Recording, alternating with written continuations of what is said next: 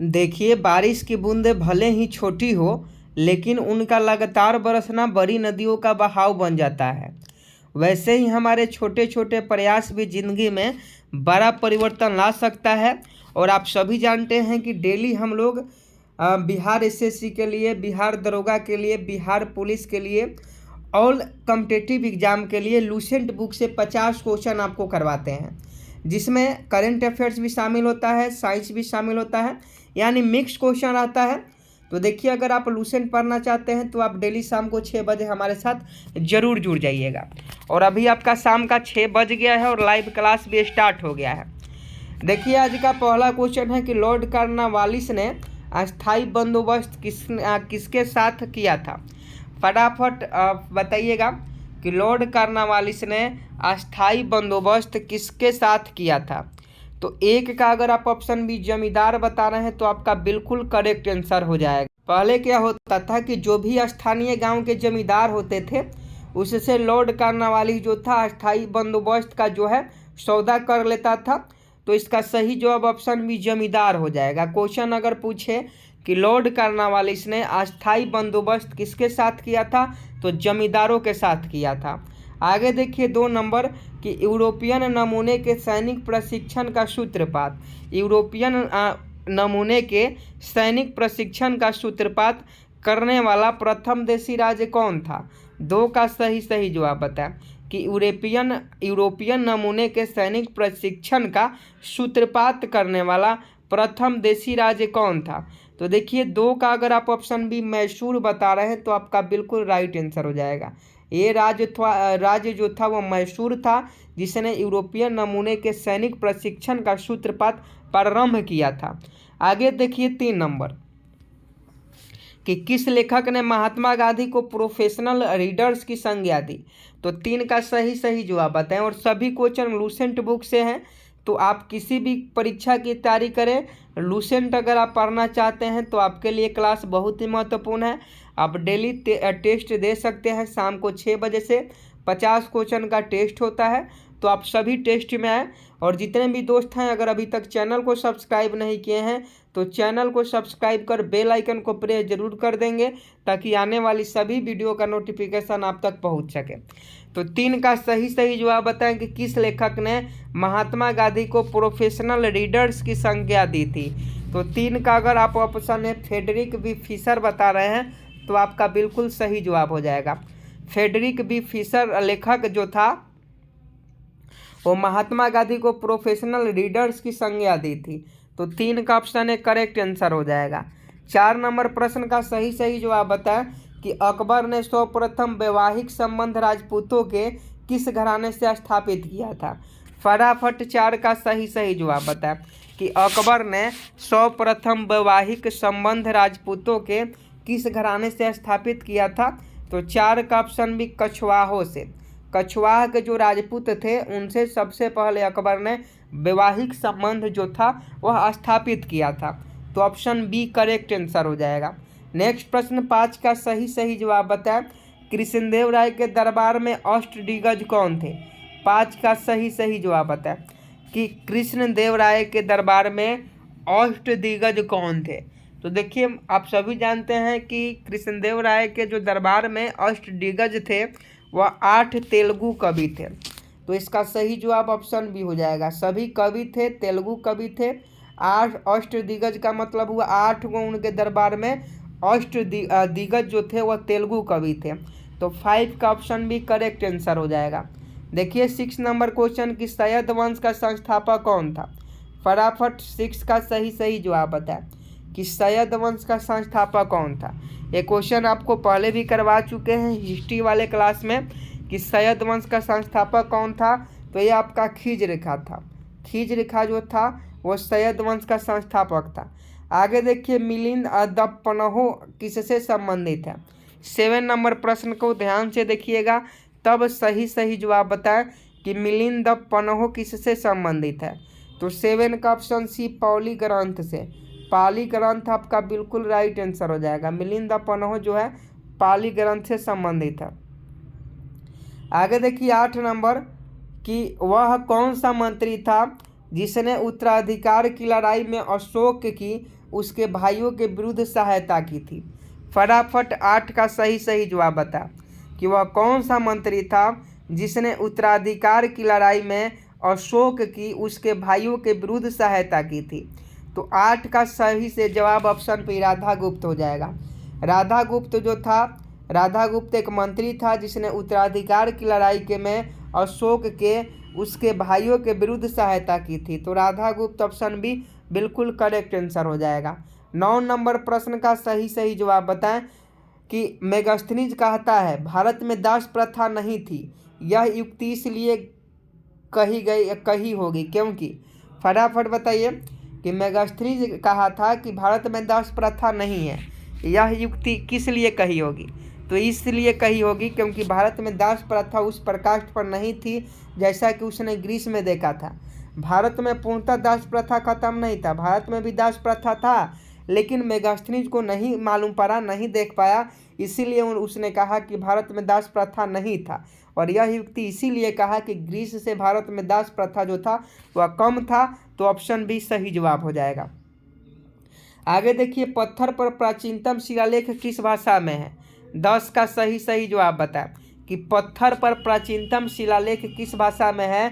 तो वो आपका प्राकृत भाषा में है। पत्थर पर प्राचीनतम शिलालेख जो मिला वो प्राकृत भाषा में मिला। तो आपका ऑप्शन सी करेक्ट आंसर हो जाएगा। 11 नंबर क्वेश्चन का सही सही जवाब बताएं पालघाट निम्नलिखित में से किनके मध्य स्थित है। 11 का सही सही जवाब बताएं कि पालघाट निम्नलिखित में से किनके मध्य स्थित है। तो 11 का आप ऑप्शन बी नीलगिरी और अन्नामलाई की पहाड़ियाँ बता रहे हैं। तो आपका बिल्कुल करेक्ट आंसर है। पालघाट जो है वह अन्नामलाई और नीलगिरी की पहाड़ियों के बीच स्थित है। तो 11 का ऑप्शन बी करेक्ट आंसर हो जाएगा। आगे देखिए, 12 नंबर की निम्नलिखित में से कौन सा एक बंदरगाह विश्व के कॉफ़ी बंदरगाह के रूप में जाना जाता है।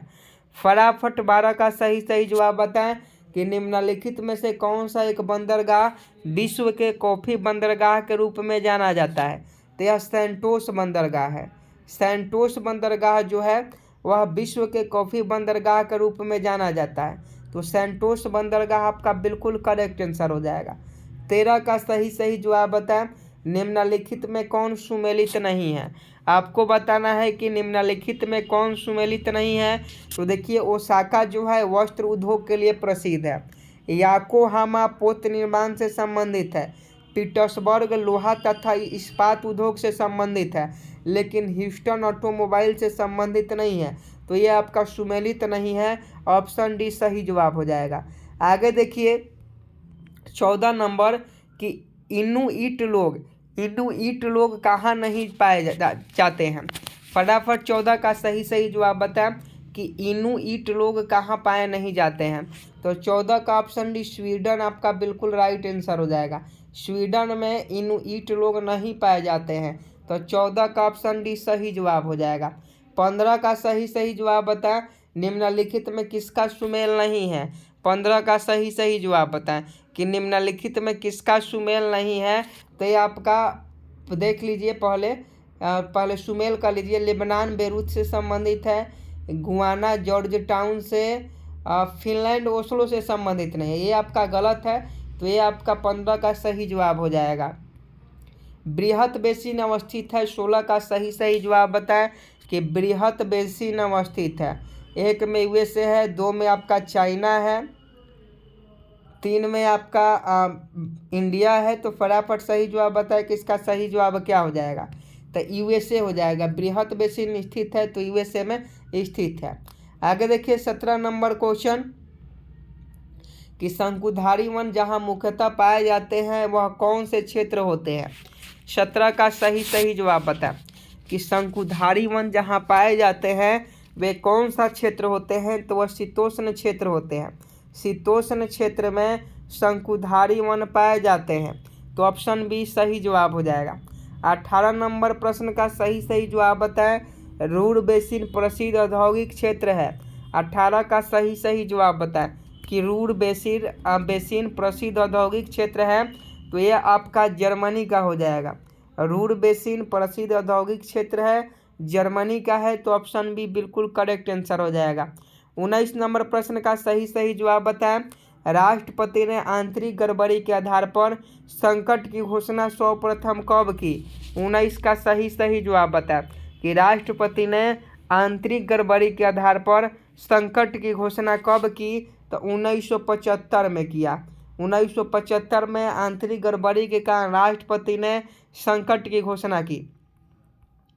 आगे देखिए 20 नंबर की निचली फौजदारी अदालतों के शिखर पर कौन सी अदालत है?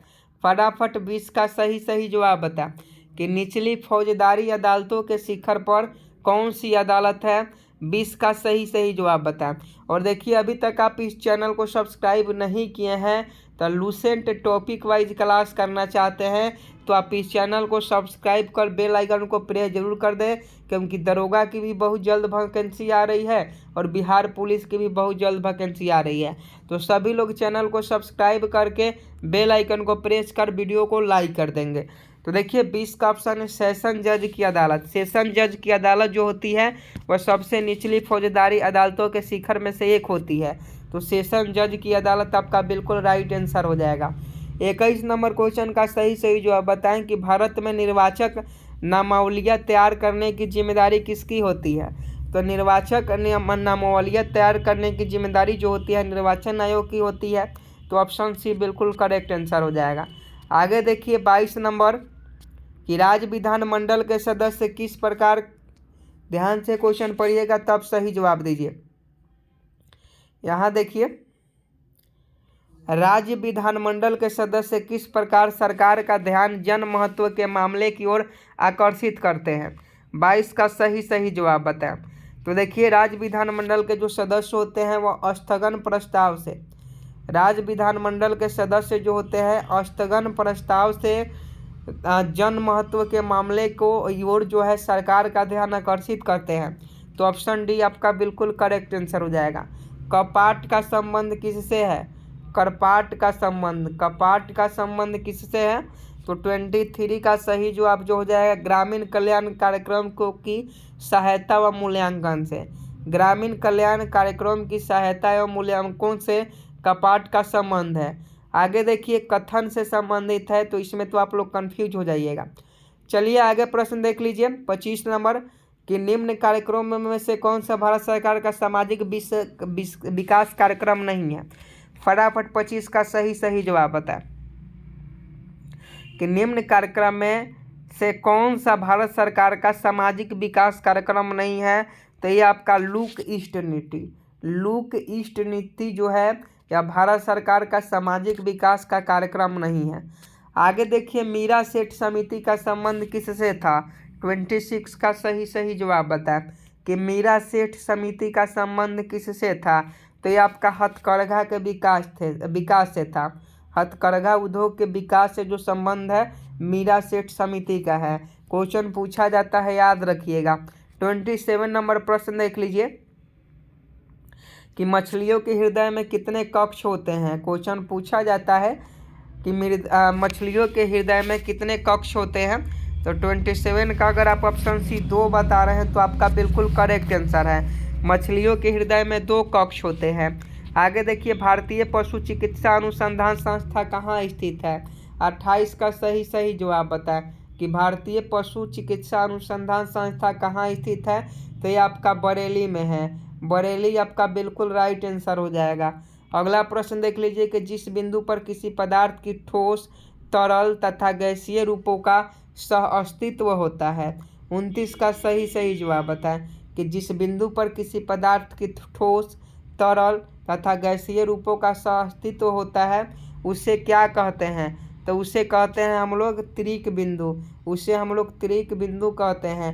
तो ऑप्शन सी बिल्कुल करेक्ट आंसर हो जाएगा।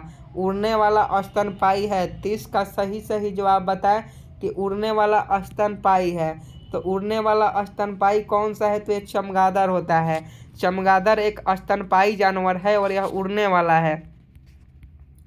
आगे देखिए 31 नंबर की प्रकाश वोल्टेज सेल होते हैं। 31 का सही जवाब बता कि प्रकाश वोल्टेज सेल होते हैं। तो ये सौर सेल होते हैं। प्रकाश वोल्टेज सेल जो होते हैं सौर सेल होते हैं। तो 31 का ऑप्शन है बिल्कुल राइट आंसर हो जाएगा।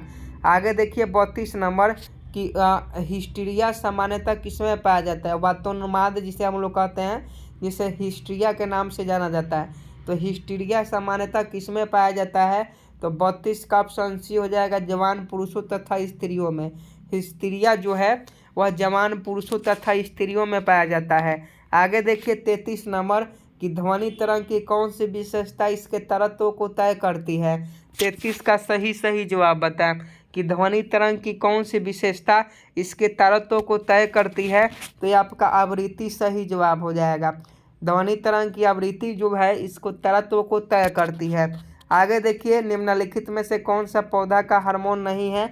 तो 34 का सही जवाब बताएं कि निम्नलिखित में से कौन सा पौधा का जो हार्मोन नहीं है? तो 34 का अगर आप ऑप्शन सी कैल्शियम बता रहे हैं तो आपका बिल्कुल राइट आंसर है। आगे देखें इकोटोन का क्या अर्थ होता है? 35 का सही जवाब बताएं कि इकोटोन का क्या अर्थ होता है? तो इकोटोन का जो अर्थ होता है वह आपको होता है जहां दो बायोमास मिलते हों। इकोटोन वो है जहां दो बायोमास मिलता हो। तो 31 का ऑप्शन है बिल्कुल करेक्ट आंसर हो जाएगा। आगे देखिए जंगली गधों का अभ्यारण्य कहाँ है? 37 का सही जवाब बताएं कि जंगली गधों का अभ्यारण्य कहाँ है? तो ये गुजरात में है। क्वेश्चन पूछा जाता है कि जंगली गधों का अभ्यारण्य कहाँ है? तो ये गुजरात में है। आगे देखिए ऊर्जा संकट से क्या तात्पर्य है? 38 का सही जवाब बताएं कि ऊर्जा संकट से क्या तात्पर्य है? तो देखिए ऊर्जा संकट का मतलब है कोयला पेट्रोल जैसी जीवाश्म ईंधन के समाप्त होने का खतरा। कोयला पेट्रोल जैसे जीवाश्म ईंधन के समाप्त होने का जो खतरा है वह ऊर्जा संकट का अभिप्राय है। आगे देखिए मानव जनित पर्यावरण प्रदूषण क्या कहलाते हैं? 39 का सही जवाब बताएं कि मानव जनित पर्यावरण प्रदूषण क्या कहलाते हैं? तो ये आपके जो होते हैं एंथ्रोपोजेनी कहलाते हैं। मानव जनित पर्यावरण प्रदूषण जो होते हैं वह एंथ्रोजोनी कहलाते हैं, एंथ्रोपोजेनी कहलाते हैं। तो ऑप्शन डी सही हो जाएगा। आगे देखिए 40 नंबर की फ्लाई ये से एक प्रदूषक दहन उत्पाद है जो किसके जलने से प्राप्त होता है? 40 का सही जवाब बताएं कि फ्लाई ये से एक प्रदूषक दहन उत्पाद है जो किसके जलने से होता है? तो ये आपका ये पत्थर के कोयले के यानी कोल के जलने से यह होता है। आगे देखिए हाल ही में नासा ने किसके अध्ययन के लिए मार्च 2020 मिशन लॉन्च किया था? तो ये जो था वह मंगल के अध्ययन के लिए मार्च 2020 जो था वह लॉन्च किया गया था। आगे देखिए हाल ही में कौन सा देश विश्व की सबसे बड़ी परमाणु संलयन परियोजना स्थापित कर रहा है? तो ये जो देश है फ्रांस है। फ्रांस देश जो है विश्व की सबसे बड़ी परमाणु संलयन परियोजना स्थापित कर रहा है। आगे देखिए निम्न में से किस हवाई अड्डे पर देश का पहला एक्सक्लूसिव प्राइवेट जेट टर्मिनल खोला गया? तो ये जो था ये आपका Indira Gandhi IGI international airport नई दिल्ली में है। उसी पर यह जो है एक्सक्लूसिव प्राइवेट जेट टर्मिनल खोला गया। विश्व का सबसे बड़ा चॉकलेट म्यूजियम कहाँ खोला गया है? तो देखिए विश्व का सबसे बड़ा चॉकलेट म्यूजियम जो है ज्यूरिख में खोला गया है। आगे देखें निम्न में किस महापुरुष की जयंती के अवसर पर वैभव शिखर सम्मेलन आयोजित किया गया? तो 45 का अगर आप ऑप्शन डी महात्मा गांधी बता रहे हैं तो आपका बिल्कुल राइट आंसर है। आगे देखिए प्रधानमंत्री राहत कोष में अंशदान करने पर आयकर में कितना छूट प्राप्त होती है? तो ये आपको 100% जो है आयकर में छूट जो होता है प्रदान किया जाता है। आगे देखिए केंद्रीय उच्च तिब्बतन अध्ययन संस्था कहाँ स्थित है? क्वेश्चन पूछे तो बताइएगा कि केंद्रीय उच्च तिब्बतन संस्था कहाँ स्थित है? तो ये आपका देहरादून में है। केंद्रीय उच्च तिब्बतन संस्था अध्ययन संस्था देहरादून उत्तराखंड में है। आगे देखिए गीतांजलि के लिए टैगोर को नोबेल पुरस्कार प्रदान कब किया गया था? तो देखिए गीतांजलि पुस्तक के लिए रविन्द्रनाथ टैगोर को नोबेल पुरस्कार मिला था। तो कब मिला था? तो ये 1913 में मिला था। संयुक्त राष्ट्र सुरक्षा परिषद में कितने सदस्य होते हैं? तो संयुक्त राष्ट्र सुरक्षा परिषद में 15 सदस्य होते हैं। आज का लास्ट प्रश्न है और आपको होमवर्क में यह क्वेश्चन बताना है कि भिन्न देशों के गुप्तचर संस्थाओं का कौन सा मिलान गलत है। आपको बताना है कि इनमें से कौन सा मिलान जो है गलत है, किस देश का गुप्तचर संस्था गलत दिया गया है, ये आपको होमवर्क में बताना है। और उम्मीद है कि आप इस प्रश्न का सही जवाब होमवर्क में दे पाएंगे। और लूसेंट बुक से तैयारी करना चाहते हैं तो डेली शाम को आप हमारे साथ 6 बजे ज़रूर जुड़ जाएं। और जितने भी दोस्त अभी तक चैनल को सब्सक्राइब नहीं किए हैं, चैनल को सब्सक्राइब कर लेंगे ताकि डेली आपको ऐसी क्लास मिलती रहेगी। जय हिंद, जय भारत।